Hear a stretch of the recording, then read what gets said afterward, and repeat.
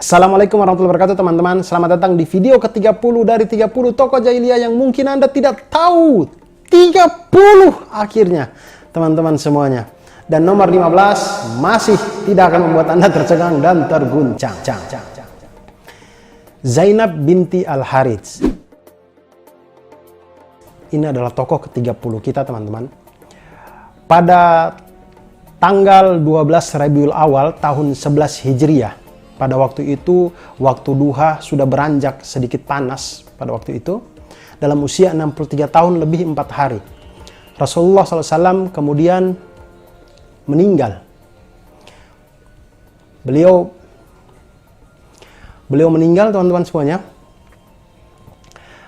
Pada waktu pagi, ketika beliau sedang sakit-sakitnya, Rasulullah SAW ini sempat berkata kepada Aisyah radhiyallahu anha, istrinya. Beliau berkata bahwa, "Wahai Aisyah, sesungguhnya aku masih merasa.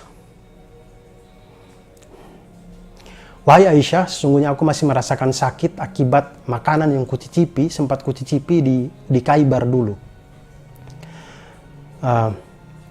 Makanan itu dan sekarang saatnya aku merasakan putusnya nadiku akibat racun tersebut." Jadi di Khaibar dulu itu Rasulullah SAW pernah memakan makanan yang makanan itu sudah diisi racun. Dan orang yang bertanggung jawab atas makanan beracun ini adalah seorang perempuan Yahudi bernama Zainab binti Al-Harits. Zainab binti Al-Harits ini adalah istri dari seorang pemimpin Bani Nadir bernama Salam bin Mishkam. Nah, Salam bin Mishkam ini adalah orang yang kalau kita baca cerita-ceritanya itu, dia ini adalah orang yang membantu Abu Safwan bin Umayyah dalam konspirasinya Abu Safwan bin Umayyah ini untuk menyerang Rasulullah SAW dan kaum muslimin di Madinah. Jadi Salam bin Mishkam ini menyediakan rumahnya untuk menjadi tempat tinggalnya Abu Safwan bin Umayyah. Kemudian Abu Sufyan bin Umayyah dan teman-temannya itu menyerang Madinah pada waktu malam hari secara diam-diam. Kemudian peristiwa ini dikenal dengan nama Perang As-Sawiq.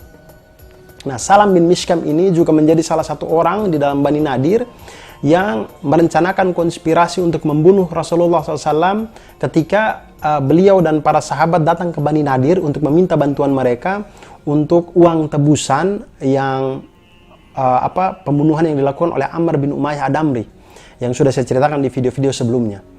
Nah, itu pada waktu mereka berkonspirasi, orang-orang Bani Nadir ini berkonspirasi untuk membawa batu penggiling untuk menimpakan ke kepala Rasulullah SAW itu.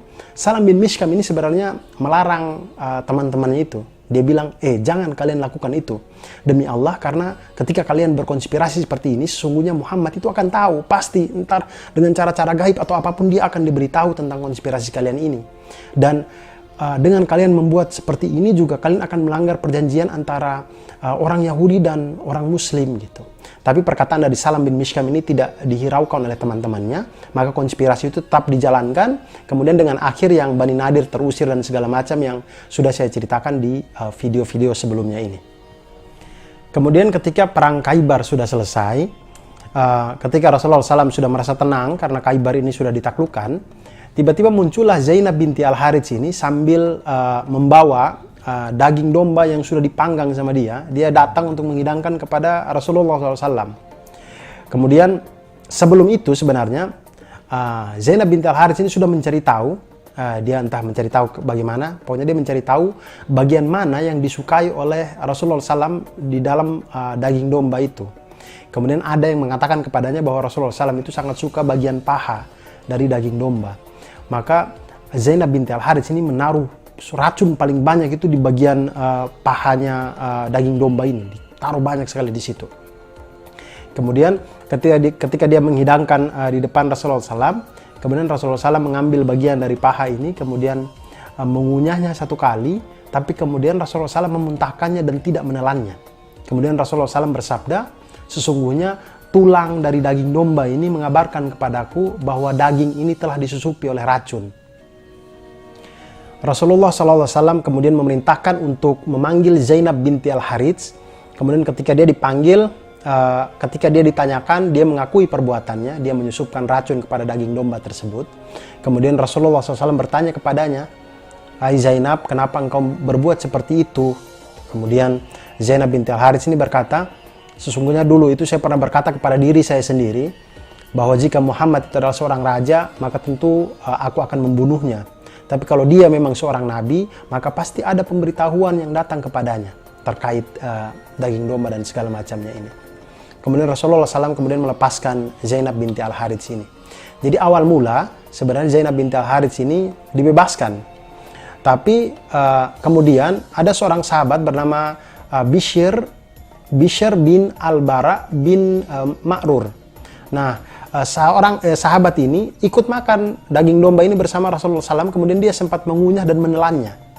Nah, di kemudian hari Bishr ini meninggal karena racun tersebut, sehingga Zainab binti Al-Harits ini kembali ditangkap, kemudian dia dijatuhi hukuman penggal karena sebagai bagian dari sebagai bagian dari hukum kisos.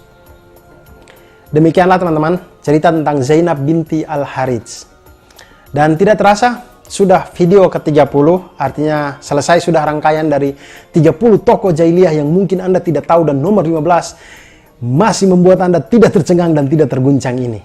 Ya Alhamdulillah, subhanallah, sampai juga di video ke-30 ini teman-teman semuanya. Semoga kita semua diberikan umur yang panjang, diberikan nafas lagi untuk berjumpa dengan Ramadan tahun depan.